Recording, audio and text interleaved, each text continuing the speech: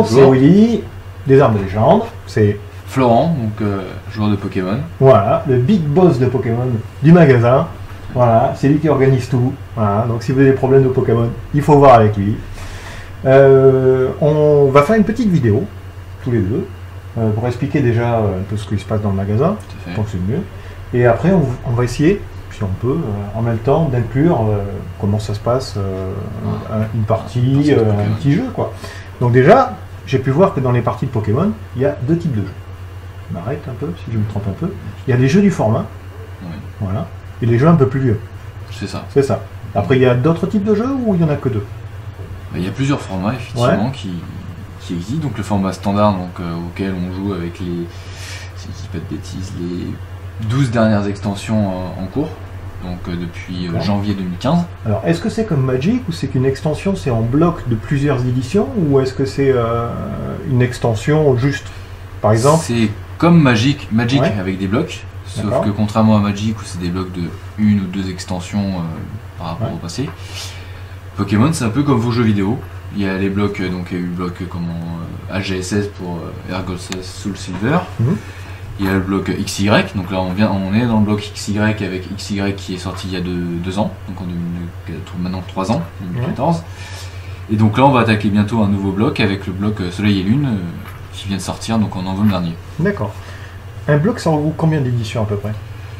C'est variable en fonction de Pokémon qui crée donc les cartes. Par exemple, le plus gros bloc qu'il y a eu, c'est Noir et Blanc, donc avec 16 extensions, je dis pas de bêtises. Alors que XY là, vient de se finir donc en décembre avec XY12, donc avec les 12 extensions. Et les précédentes séries étaient entre 6 et 8 extensions, donc ça varie. Question que tout le monde va se poser. Si j'achète des boosters maintenant, combien de temps vont rester dans le bloc mes boosters? À peu près. On va dire un début de bloc. En début de bloc, par exemple, si on prend l'exemple de XY, donc quelqu'un qui a acheté des boosters XY à l'époque quand il venait de sortir, donc ces cartes qu'il a achetées dans cette extension-là, elle est en cours depuis donc janvier 2015, si je dis pas de bêtises. Donc du coup, ça va faire 2 ans. 2 ans. Non, je dis une bêtise. 2014, donc 3 ans. 3 ans. Donc 3 ans d'extension. Il faut savoir qu'à Magic, c'est à peu près, je dis pas de conneries, je pense que c'est 1 an, quelque chose comme ça. Après, je dis peut-être une grosse connerie, vous me direz, mais je pense que c'est ça. Donc ça, c'est pour le bloc XY. Donc là, on parle de format étendu et standard. D'accord. Donc là, XY. Là, ce qu'on parle là, c'est le format, si jamais on joue qu'avec les choses récentes. Voilà, les choses récentes. Qui s'appelle un format standard, non? Là, c'est l'étendu. L'étendu, ça, c'est que les trucs récents. C'est les trucs, ça part de XY à maintenant. Après, dedans, il y a vraiment plus récent. Il y a vraiment récent, donc le standard, qu'on parle de le T2 pour les autres jeux. D'accord. Donc Magic. Ça, c'est vraiment ce que tu nous avais dit avant, c'est-à-dire le bloc. Tu me parlais de bloc. En fait. D'accord. Donc le bloc, c'est bloc XY. Après, dans le format, donc les différents formats, il y en a 3 en fait. D'accord. Officiels. Il y a le format standard qui regroupe les 12 dernières extensions, ce que tu disais. Je disais à peu près ça par rapport à Magic. Mais si on veut vraiment être officiel, c'est le 1er septembre. Il y a une rotation qui se fait tous les ans et qui regroupe en gros l'extension, donc les 3 extensions en cours de l'année. Donc on est au 1er septembre, donc jusqu'au 1er janvier de l'année actuelle. Donc par exemple pour cette année, au 1er septembre 2016, on a gardé toutes les extensions depuis janvier 2016. Donc qui sont, si je dis pas de bêtises, Offensive Vapeur, Impact des Destins et Rupture Turbo. D'accord. Donc ces 3 là. Et on a gardé celle de l'année d'avant. D'accord. Donc qui représente il y a 4 extensions par an, donc les 4 extensions supplémentaires, donc ça fait 7 au final, qui sont donc, si je dis pas de bêtises, Impulsion Turbo,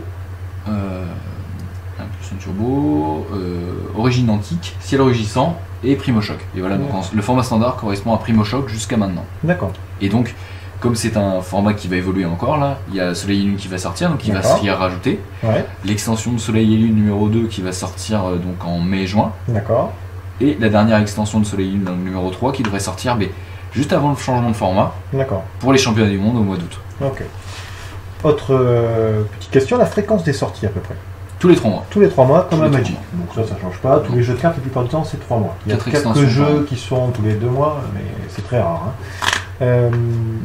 Est-ce que c'est comme Magic ou c'est que tu as une grosse extension avec 300 cartes, par exemple, différentes, et après tu as des petits blocs où c'est tous le même nombre? C'est pas du tout comme Magic, c'est des extensions, pas avec le même nombre non plus, ça varie d'une extension à l'autre, mais c'est pas comme à Magic où il y a un thème, et puis il y a son extension qui se rajoute dessus, comme on le voit maintenant là.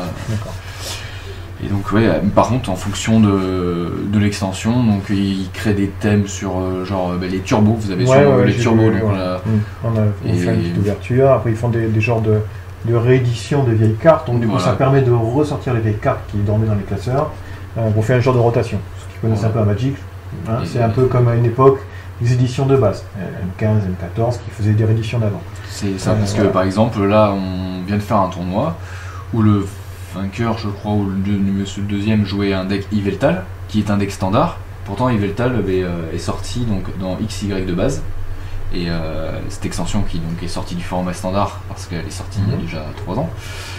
Mais comme elle a été rééditée dans Génération, dans les cartes promo que vous pouvez trouver dans vos Pokébox, cette carte-là est une carte qui a duré dans le temps, et je pense que c'est une des cartes qui est le plus jouée en termes de temps de jeu. Voilà. La personne qui a voulu jouer le deck Yveltal depuis sa sortie, la personne elle a mis son argent dans le deck depuis 4 ans et elle le joue, et elle est toujours en format standard depuis ce temps-là. Un deck c'est un jeu. Quand il parle de mettre de l'argent dans le deck, c'est rentabiliser la carte le plus longtemps possible. C'est ça même. Autre chose, il faut savoir qu'aux Armes de Légende, on fait des tournois régulièrement, dans Pokémon entre autres. Et on fait 2 formats, pour l'instant on n'en fait qu'un, mais on va en faire un deuxième. Le premier c'est un format tout est permis. Voilà. Donc ça prend des risques aussi, parce que du coup on peut avoir des jeux de très vieux jeux qui éclate tout, faut dire ce qu'il est. Ou des cartes qu'on connaît plus. Voilà, exactement. Mais bon, ce qui permet aussi des nouveaux joueurs de venir et de pas s'en faire, ils viennent avec leur jeu et puis terminer. Et puis un deuxième format qu'on va mettre en place qui est le format étendu. Étendu, voilà. Donc, dans un premier temps, on va partir sur l'étendu. Voilà. Et on va essayer de faire 2 tournois par mois si on peut, puis après si jamais ça embraye, on en fera peut-être plus. Voilà. Là je sais pas combien de temps ça va faire, mais je pense qu'on va faire une petite pause et puis après on se retrouve sur une autre petite vidéo pour expliquer comment se passe une construction de jeu par exemple, ou sur une partie. Ouais, sur une petite partie, voilà. Quel type de deck il y a? Alors moi par exemple je suis un deck de base fait à la va-vite. Et lui, il va vous faire voir en vitesse qu'est-ce que c'est, pas les decks du format, mais les decks qui gagnent le mieux, on va dire. Voilà. Alors après, toujours pareil, comme à Magic, comme à tous les jeux de cartes, il faut savoir qu'il y a des sites qui existent, qui regroupent un peu toutes les listes des jeux qui gagnent. Donc du coup, il y a beaucoup de copies de jeux. Bon, il y en a certains qui font leurs jeux eux-mêmes, un peu moins, mais d'autres copient les jeux qui existent. Donc du coup, ça a un nom de jeu souvent. Par exemple, là, tu as un jeu... Rayquaza, voilà. Chacun met sa petite originalité dedans, souvent, voilà, pour optimiser le plus possible. En fonction des jeux qu'on sait qu'il y aura à la boutique, on peut jouer certaines cartes. Exactement, parce qu'il y a toujours des faiblesses dans les jeux, voilà, et puis, ou sinon, après, vous pouvez finir avec un jeu construit par vous-même, il n'y a aucun souci. Voilà, je pense que tu as dit le mot de la fin. Voilà. Bon, on se retrouve à la prochaine vidéo, je vous fais un gros bisou. Allez, à la prochaine.